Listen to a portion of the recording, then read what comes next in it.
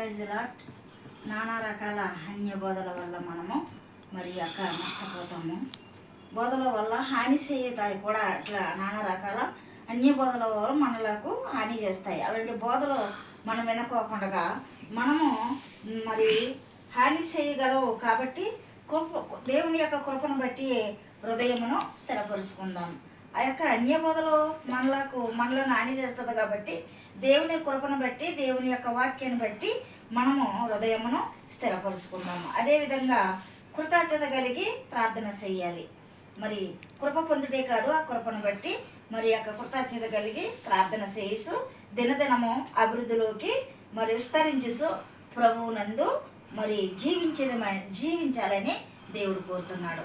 మరి ప్రభు ఎందు జీవిస్తే మనము దేవుని మహిమపరిచేవారుగా ఉంటాము. ఇతరులను మరి యొక్క దేవునిలోకి తెచ్చేవారుగా ఉంటాము. ప్రార్థన విజ్ఞాపనలో చేసేవారుగా ఇతరుల కొరకు ఉండాలని దేవుడు కోరుతున్నాడు.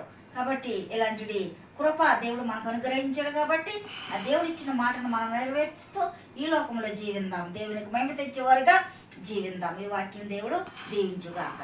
ఆమేన్.